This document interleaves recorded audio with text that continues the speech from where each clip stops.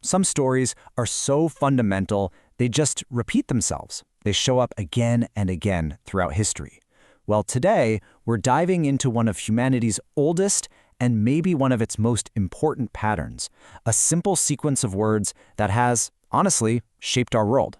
So let's just jump right in. What on earth connects this ancient story, we all know it, about a forbidden piece of fruit, to this impulse that, if we're honest, we all feel inside of ourselves? Well, there is a hidden thread. It's a pattern, and I promise you, once you see it, you are going to see it everywhere. And here it is. It's really this simple. 3 words. Saw, desired, took. This little 3-step sequence is basically the engine that drives this entire epic narrative. It's this incredibly powerful recurring formula that explains so much about the human story. Okay, so let's trace this thing back to the very beginning. We have to start in a garden where just one simple choice ended up creating a blueprint for rebellion that would echo for thousands and thousands of years. Scholars who study this stuff actually have a name for it. They call it the saw, desired, took triad. And it's not just a random sequence of events, It's more like a theological flag. It marks the exact moment when a perfectly normal desire gets disconnected from God's will and twists into something else, into a transgression. And here it is. This is basically the source code for the whole pattern pulled right from Genesis. Just notice the flow, the progression. First, there's perception. She saw it was good.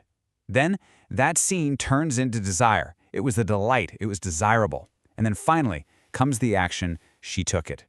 It's so clear, so deliberate. But here's the crucial thing. This was never about an apple or being hungry. The real temptation was the promise, you will be like God. So that act of taking the fruit was really an act of grasping. It was an attempt to seize a divine status, to grab a wisdom that was only ever meant to be received as a gift. So this act in the garden, it didn't stay in the garden. Not at all. It became like a narrative virus.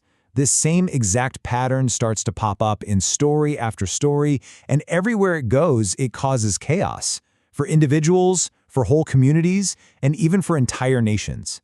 And you can just watch this pattern echo down the timeline. Of course, it starts in Eden, but then boom, it shows up again with a soldier named Achan right in the middle of the conquest of Canaan. And then, maybe most famously, it appears at the absolute peak of Israel's power, in Jerusalem, with none other than King David himself. Let's just look at Achan for a second. The whole nation of Israel suffers this shocking defeat, right? And when he finally confesses, his words are this, just haunting echo of Genesis. He says, I saw, I coveted, I took. He took treasure that was supposed to be devoted to God, and the result was devastating. His private act of grasping led directly to a public national tragedy. Okay, now for the most famous example. Picture this. We're on a palace rooftop in Jerusalem. Israel's greatest king, a man after God's own heart, David, is looking out over his city. And he sees something. He saw Bathsheba, and that one look, mixed with his absolute, unchecked power, it turns into desire. That internal switch just flips. This wasn't simple appreciation anymore. It was full-blown covetousness. And finally, he acted on it. He took. The king, the man who was meant to be the shepherd of his people, repeats that same primal sin of grasping for what isn't his, and that one single act of taking just spirals into lies, murder, and chaos that would fracture his own family and his kingdom for generations to come. So for so much of the story, this pattern just seems unstoppable, right? It feels inevitable.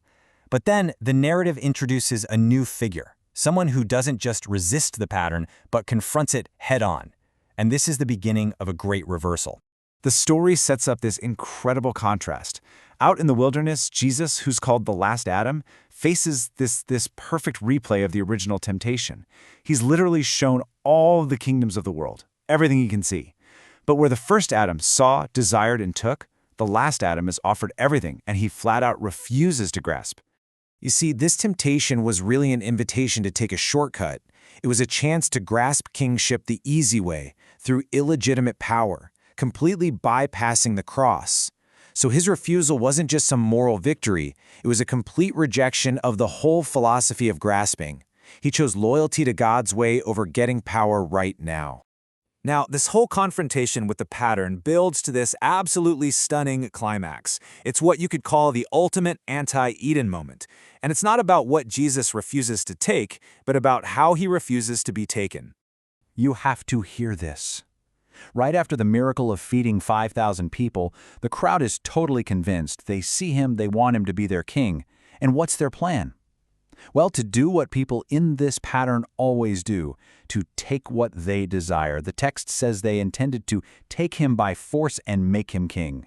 So what does Jesus do? He withdraws. He just leaves. He actively refuses to be seized, to be made into a king that's defined by popular demand and human appetite.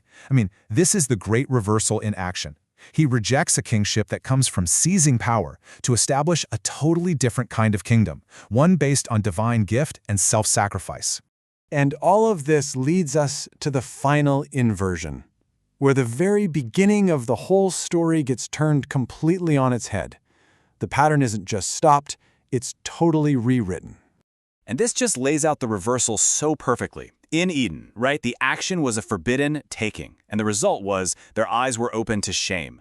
But then after the resurrection, at this meal in a village called Emmaus, the action is a holy giving of bread. And the result? Their eyes are opened again, but this time it's to recognition and to fellowship. So the arc is finally complete. This grand story that kicks off with a defiant act of taking forbidden fruit finds its ultimate resolution in a humble act of giving blessed bread. The old pattern of rebellion is finally overcome by a new pattern of restoration. And that kind of leaves us with one last thought, doesn't it? The story presents these two completely opposite ways of being in the world, a closed hand that grasps versus open hands that give. So the question this ancient pattern leaves for us is pretty simple. Which of those two stories are we choosing to live today?